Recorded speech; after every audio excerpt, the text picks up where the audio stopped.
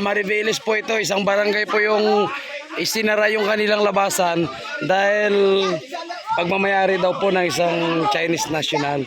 So ngayon hindi makalabas yung mga gamit ng mga residente dyan. Mga sasakyan nila, mga tricycle, motor nila hindi makalabas. Kasi nga pinipigilan po silang makalabas dyan. Tapos naglagay pa ng private security dito. Ito yung mga nakatira dyan. Ito yung mga pinagagawa ng lupa. At ito daw po kasabwat yung mga tagadar, kasabwat yung mga politiko na nandito sa Mariveles. Ito gwardiya rin itong dalawa. Oh. So may mga civilian security sila na nakaabang dito sa gilid. Gwardiya kayo dito, sir? Hindi kayo gwardiya? Ah, hindi daw gwardiya. Okay.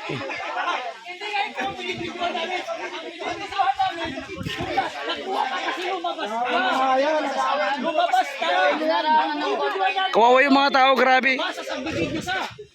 Libo-libong tao yung mga nandito. Oh. Hindi makakalabas yung gamit nila, nilagyan ng container. Kaya dinaanan na rin namin kasi nakawawa yung mga tao dito. Nakiusap sila sa Maisog na puntahan dito para nga maipakita natin. So ito po ay may kasabwat ng tagadar, kasabwat ng mga nakaupo sa gobyerno ngayon.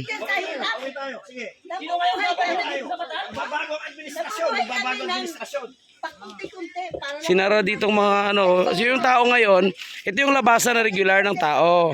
Dito dapat yung labasan ng tao. So ngayon, grabe sinadya nilang ipasara. Hindi lang basta yung barbed wire o ordinaryong bakod lang ha. Talagang container van sinadyang iniharang dito. So hindi makalabas yung mga tao. Yung mga tao na lumalabas dito. Ito kasi daanan nito ng isang sityo. Yan o. Ang problema dito mga kababayan, kasi magkasabwat nga yung mga nakaupo ngayon sa gobyerno dito po sa Bataan ngayon, Mariveles. Pati yung kapitan, talagang wala, tahimik. Talagang pinabayaan sila dito. Alam mo si nanay, umiiyak mga kababayan natin dahil sa kanilang pinagagawa. So bilang part ng Maisog People's Movement na gusto nating lumaban sa korupsyon, gusto natin maayos ang gobyerno natin, gusto natin talagang tulungan yung mga taong ito. Kawawa po sila, umiiyak sila nanay. Oh. Tingnan nyo, yan ba maganda ba ginawa nila sa amin? Sa loob, napakaraming tao dyan. Hindi ba nila inisip yan? Nay, lumapit na kayo sa local government nyo dito, Mayor kay Gob. Kaya ko yung Nagpo talaga namin. nagtablata na. Sige, interview natin yung mga tao mamaya. Nasaan yung presidente? Ilang araw na ito sinaranay? 3 araw na. So yung mga tricycle nyo dyan, kulong-kulong nyo. Walang trabaho. Sino yung mga nakatira dito? Interview nyo. Sige, interview nyo mga tao. At saka isa pa, yung namumuno dyan ng maangkin sa lupa na yan, nandyan sa loob. Si PB Peñalosa. Anong pangalan? PB Peñalosa. PB! Peñalosa. PB Pinyalusa, nandyan ka pala sa loob. Lumabas kang gunggong kang gago ka. Ano mo kung gano'n na sila katagal dyan dito? Gano'n nakatagal nakatira? Kaya nga, tayo. Ano pangalan? Natin ang PB? PB Peñalosa. PB Pinyalusa. Lagay nyo dyan. Alisin nila yan. Alisin nila yan. Maraming taong magugutom dyan. Marami. Hindi dapat na pabayaan kami ng gobyerno. Hihingi kami ng tulong sa kanya. Sa kahirapan namin dyan. Kailangan kami tulungan. Yan kasi yan si Bibi. Hindi pwede yung ganyan. Dahil nabigyan naman ng 2 million. Minsan Minsan, bayad ang niya ilaw buhay namin niya gusto yan ano, para paalis mo minsan tubig.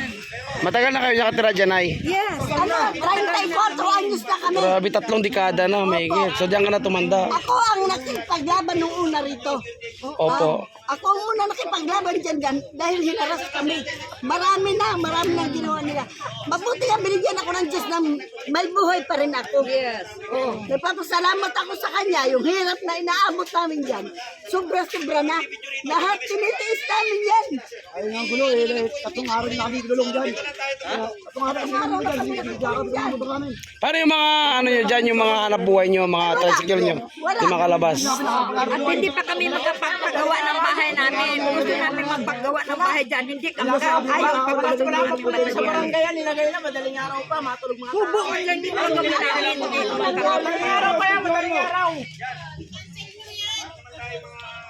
Andyan, yung namumuno dyan, yung UIC nila, si Pinya, Pinyalusa.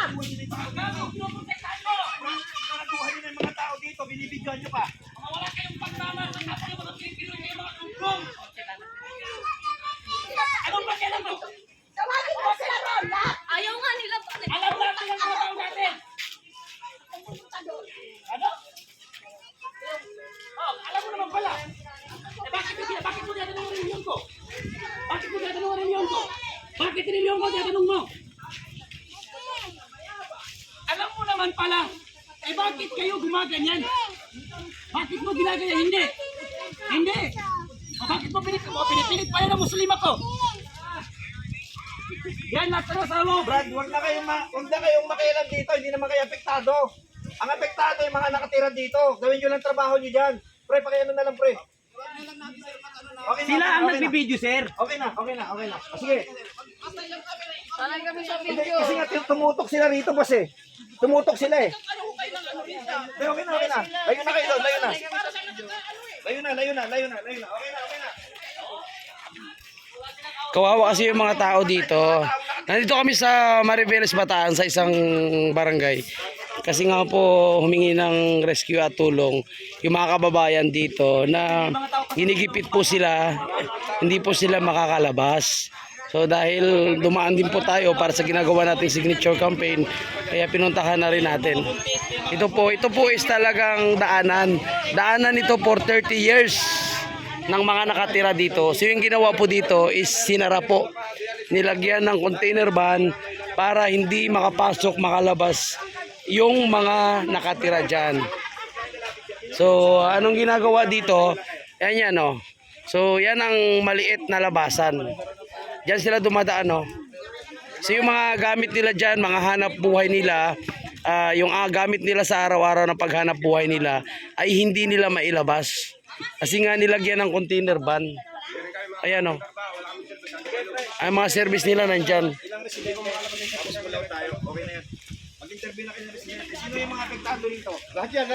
So panawagan natin sa local government ng Mariveles, sa kanilang gobernador ng Bataan at sa mayor dito na dapat aksyonan nila dito yung DAR. Kasi kung may issue ito ng lupa, may agawan ng lupa na hindi pa na-resolba, so yung magre-resolba dito mga kababayan po natin, dapat yung mga nasa gobyerno natin, hindi yung mga ordinaryong tao lang, kasi hindi talaga ito mariresolba. Sa inyo eh. Tapos ayaw nyo lumaban. Gano'n na po kayo ang tagal dito, tay? 25 years. Diyan ho kayo nakatira. Sino po ang kumugkob dito? Susantan. Oo, ano pong kumpanya to? Yun ang hindi ko po alam. Matibyo. Sa loob po ng 25 taon, meron po bang nang abala sa inyo dito? Meron bang nagsabi sila ang may-ari at pinaalis pa kayo dito? Sila pa rin. Sa loob ng 25 taon, ano po nangyari at bakit may barikada ngayon dito? Narado po na mayari, ayaw mong palabas sa tao. So ibig sabihin, may mga residente dyan. Marami pa tao. Maraming residente. So apektado ang inyong pamumuhay dahil wala kayong madaanan. Sasakyan po namin, nandiyan may labas. Di makapaghanap Pati yung mga sasakyan ninyo nandyan. Mga kabarkante po, nandyan, di makapasok. Hindi makapasok, hindi makalabas. Saan po kayo dumadaan? Ayun po, over the back na sir. Habang dito po kayo dinadaan sa tinibag na bahagi ng ano na to, ng bakod na to, ano po ang ginawang aksyon ng barangay, ng munisipyo, ng probinsya, ng pulis? Sir, ano pa po sir, lumakad po yung aming presidente sir, pumunta po sa barangay ngayon dahil may pag-uusap po sila kahapon sa pangyayari na naganap na to. Ngayon, umaksyon po yung presidente namin na sa barangay dahil nga po nilakad nila ulit yung magawa ng paranto na maparis po nga po to. Ano po ngayon ang presidente namin, papunta na rin po dito. Kailan po nila binarikadahan to? Balik ano po, kahapon po ng mga bandang alas 3 ng madaling araw ng Merkules. Noong po bang sinaraduhan nila to, kinausap kayo? Wala pong pag-uusap. Hindi kayo kinausap. Naguhan po kayo, may barikada. Opo. Sino daw po ang nag-utos? Utos po ng kanilang pagmamayari na boss nila ng Manalaysay, May sinasabi, Palaypay. may sinasabi, Engineer Palaypay, kilala nyo ba yon? Hindi po, mismo po yung kapitan namin po, hindi din po hinaharap ng Palaypay. Eh bakit po hinayaan ng kapitan Balanga daw po yun. na nagbalagbag ito rito mula kahapon? Ayun nga po sir, kinakausap din po yung aming mayor para pumaksyonan po nila itong pangyayari dito sa loob namin. Ano po ang gagawin ninyo kung sakaling ito hindi tatanggalin dito? Ano ang magiging epekto nito sa kabuhayan ninyo? Tsaka sa kabuhayan ninyo? Gutom po. Maraming abala po sa mga naghahanap buhay. Ano po ang panawagan ninyo sa ating local government, sa barangay, sa munisipyo, at panlalawigan pamunuan ng Bataan? Sige po, manawagan Ang po kayo. gusto po namin, matulungan po kami ng aming ano dito, ang una-una, mayor, kapitan, at ang aming nanunungkulan sa aming dito sa buong Pilipinas, ng ating dito sa lalawigan ng Bataan. Ang gusto po namin, magkaisa po sana na aksyon na pong pangyayari sa lugar namin. Kasi po kami ay naghahanap buhay. Una-una, nagtitinda po ako ng isda. May anak po ako nag-aaral, kolehiyo. Hindi pa makapaghanap buhay dahil ano po yung aking kulong-kulong na ginagamit sa paghahanap buhay. Ang gusto po namin, maaksyonan po at hindi lang po ako. Lahat ng naghahanap buhay dito na may pamilya. Yun lang po ang gusto namin, matulungan po kami. Dapat po sa maagang paraan. Maaga dahil pag hindi po ito maaksyonan ilang araw, wala po. Mahihirapan po kami. Yung pang ano po namin, pakiusap. Kung sino man po ang nanunod sa amin ngayon, maaksyonan po sana kami itong araw na to. Dahil gusto po namin maging maayos ang kapayapang aming panhiniraan sa lugar na yan. Dahil po kami ay hindi po kami namumurisyo. Hindi po kami nagugul sa kanila. Ang gusto po namin na kami ay matulungan lamang po. Yun lang po ang aking pakiusap. Kuya Park, ano masasabi mo? Manawagan ka sa gobyerno. Ito panawagan ko mga kababayan sa national level pati sa local level. Mga politiko, mayor, mula kapitan hanggang sa pataas. Sana naman po, pakinggan natin ang boses ng mga Pilipino. Pakita nyo yung mga taong nandito. Andito yung mga tao, maawa kayo sa mga tao, estudyante, bata na inyong nasasakupan. Oo, marami pa na nasa loob na nakatira na hindi sila nakakalabas, hindi sila nakakapaghanap buhay. Dahil sa perwisyo ito sa kanila.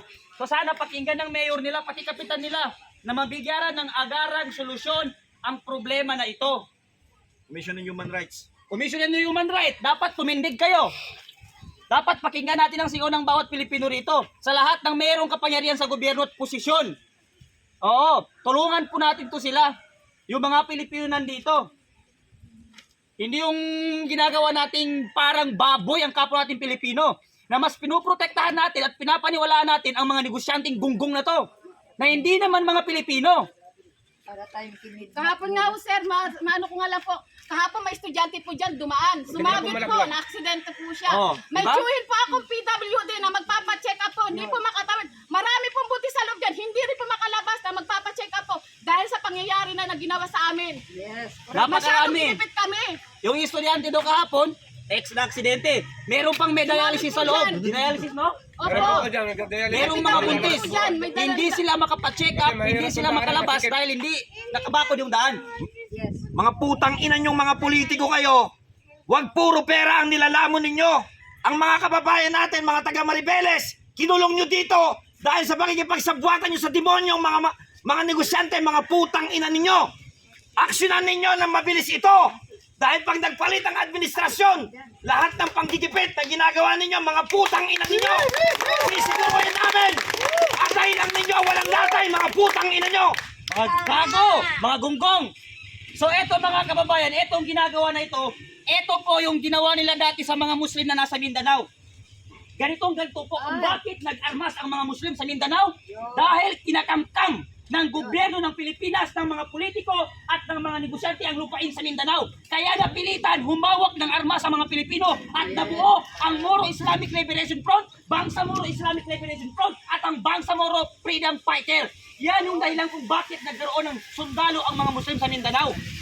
Ganito mismo. Ganito ang ginawa nila sa aming mga Muslim sa Mindanao. Eh tignan mo yung mga Muslim saan nakatira?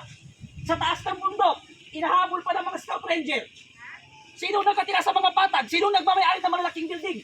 Mga negosyante na hindi naman mga Pilipino. Mga dayuhan ang nag-aari sa ating bansa.